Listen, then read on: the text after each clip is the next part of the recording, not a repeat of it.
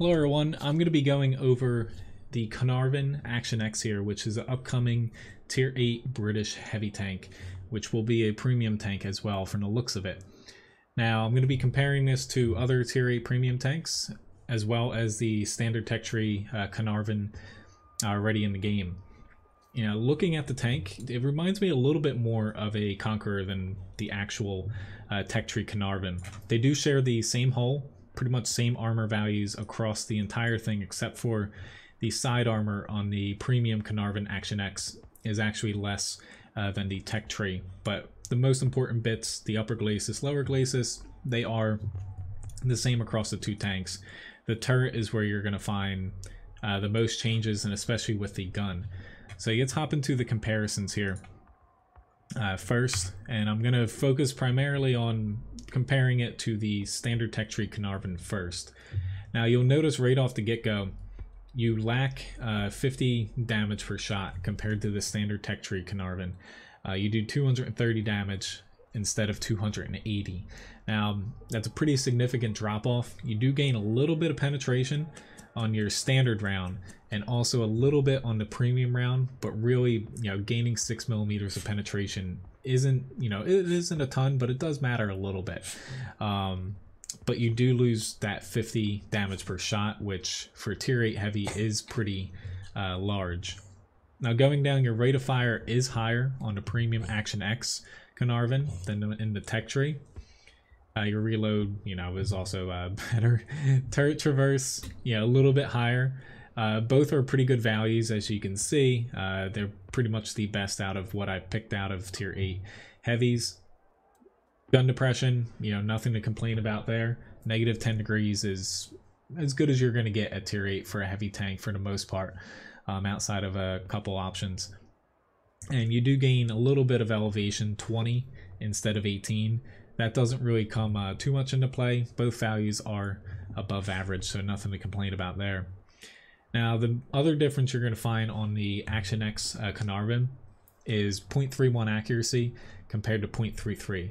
All these values are based off of 100% crew with no equipment, no crew skills across all these tanks here. That way, everything's, you know, pretty much even.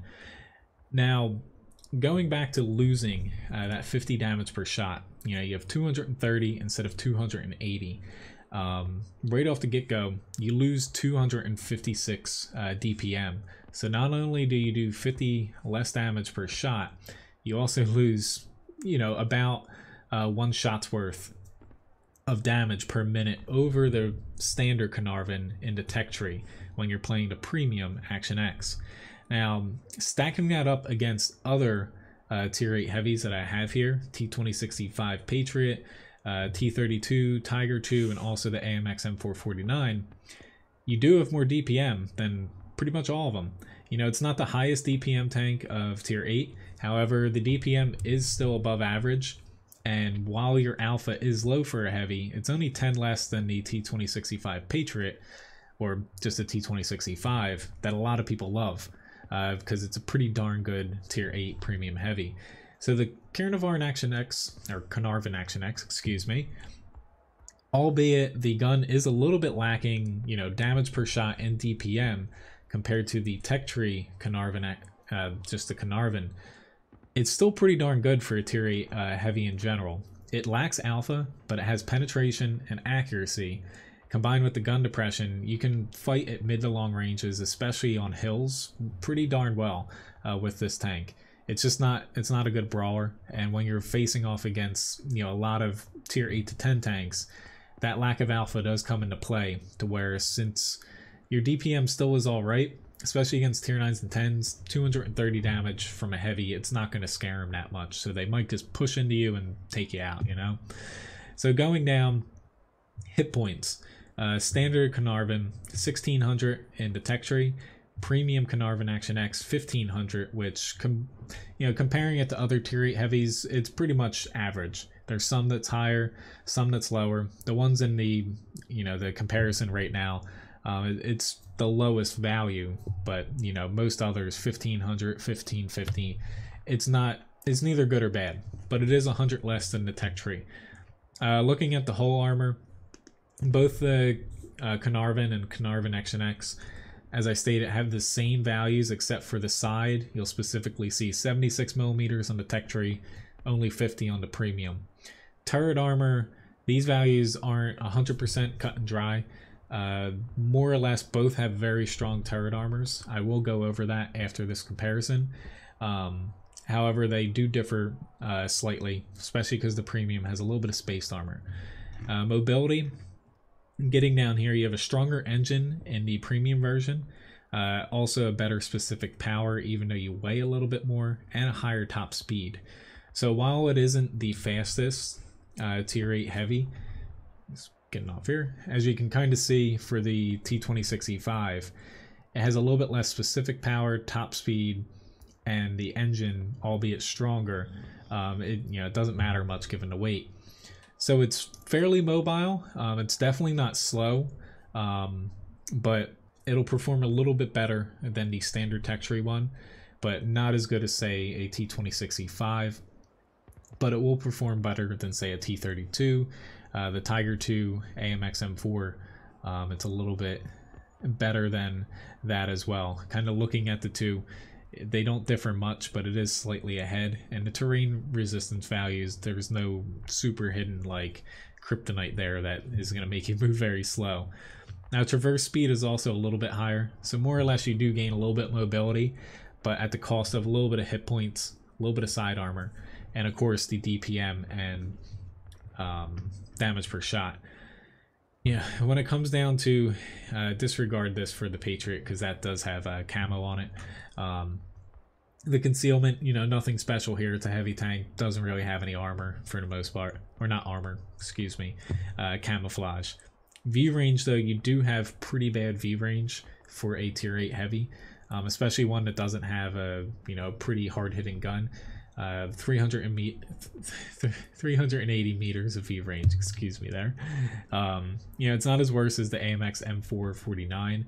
However, it is pretty low compared to other tanks that you'll be fighting, like the Caernarvon T32, T26E5, that they fight a little bit off of the front lines, especially if they're against 9s and 10s. It is a little bit low, compared to them. Overall though, the stats, if you're looking to pick this up, it's not a bad pickup.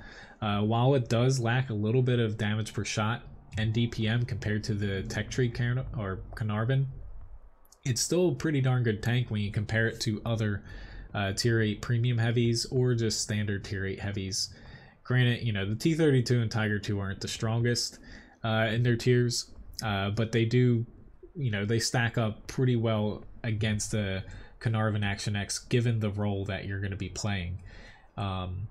So while you do lack a little bit of damage per shot and DPM compared to the tech tree Caernarvon, you do gain a little bit of mobility, a little bit of accuracy, a little bit of penetration. So it does have a little bit of trade-offs, albeit it is a slightly worse version as far as dishing out damage than the standard tech tree one. Now closing this, looking at the standard Caernarvon that we currently have in the game, you'll notice no space armor on the turret front, and this little angle section up here, it's not very large as far as the vertical space. Now the turret armor is pretty darn good, especially when hold down on the Caernarvon. Upper glacis is pretty tough too, lower glacis butter. Now starting on the side of the standard Caernarvon, the turret armor is pretty weak once you start being able to shoot the side. Going into the premium one, you'll notice that there's space armor and it also has a different turret. Again, it reminds me more of a Conqueror turret, albeit they're not the same. But more or less, there's no mantlet on the Caernarvon Action X. The standard Caernarvon does have a mantlet, albeit it doesn't have any space armor behind it. It's just one layer for the most part. What you notice though is this angled kind of forehead section is much larger. This is weaker than the standard tech tree one. It's about 276 millimeters effective. So premium rounds and basically tier 9 and tier 10 TD rounds can go through this, or lucky rolls. Compared to the standard Caernarvon, it's much smaller, and that sits a little bit above 300 millimeters effective. So the premium version is worse, albeit if you hold down, and add a little bit of angle and they're shooting a little bit up at it, it will bounce virtually most shots, just not heat rounds or basically tier 10 TDs. The Commander's Cupola is a little bit larger on the premium version, and the space armor here is only 14mm thick, which will protect you against heat, HE, and the side turret armor, how it states 152mm. It's not all the way back. However, compared to the standard Caernarvon, you'll have a little bit more protection right about up to here. So it does help if you're not pointing directly at an enemy. You're faced a little bit off center to him. You do have a little bit better chance to bouncing, say, on the kind of the side of your turret if turned, but albeit it's not going to protect you against many tanks, tier 8 to 10, but it has a little bit better chance to bounce. So overall, should you buy this tank? If you need a crew trainer, the crew here, it's only 4 members. It does work with the Caernarvon, the Conqueror, Super Conqueror. However, it doesn't work with getting down here into the garage. It does not work with every British heavy. The Churchills will not work in it, more or less. As you see, they have an extra crew member, which, the TOG 2 is gigantic. They can fit into the TOG 2. The premium FV 201, it will work with those lower tiers, but once you get to the Caernarvon, the Conqueror, and the Super Conqueror, basically the Caernarvon Action X is going to be the crew trainer for those, since that lines up with those crew setups. Now, performance wise, it does perform a little bit worse than the standard Caernarvon. However, since Wargaming buffed that tank recently when they added the Super Conqueror in, it's one of the better tier 8 heavy tanks. It's not great in brawling because even its gun doing 280 damage per shot, whereas the premium here does 230. It lacks a little bit of alpha brawling. It's still pretty darn good. It's good DPM. Turret front is pretty damn good. Hold down, your upper glacis is pretty tough as well. Mobility's not all that bad either. So with the premium Caernarvon Action X, not only do you have a good crew trainer, albeit you do less damage per shot and less DPM, you still have a pretty darn good gun for DPM wise. It's not great, nor is it worse, but it is a little bit above average. You also have really good accuracy, really good penetration. You're not going to need many premium rounds, thus you're going to make a lot of net profit credit-wise. Mobility is a little bit better than the standard Caernarvon, but more or less the trade-off is a little bit less HP and a little bit less damage potential. But overall, it's still a pretty darn good tier 8 heavy tank. For crew training and also performance-wise, a lot of people are going to like this. I don't think it's as good as, say, the T26E5, which I think is the closest comparison for a premium tank to the Caernarvon Action X, mainly because the differences you're going to notice is the turret, whereas the Patriot doesn't have many weak spots above the gun. Its Commander Cupola is very strong. The Caernarvon Action X, Commander Cupola, everything can penetrate it, except for like maybe a few tier 6s easily. And then higher tiers can basically spam premium rounds right above your gun, and they're going to penetrate you almost every time. So that's really the downside. But it's still a darn good tank. It's really well balanced. I don't think it needs, to be nerfed or buff, and I think people are going to like this. So hopefully this video helped you out a little bit. I know I'm probably going to be picking up one of these because it would be nice to have a crew trainer for British heavies. And it performs pretty well. It's not going to brawl, but overall, if you like the T26E5 Patriot, or if you want a tank like that, if you don't need a American crew trainer, this is going to be a decent pickup to get. But hopefully this video helped you out a little bit. Thank you very much for watching, and hope to see you sometime soon in another video. Have a good one.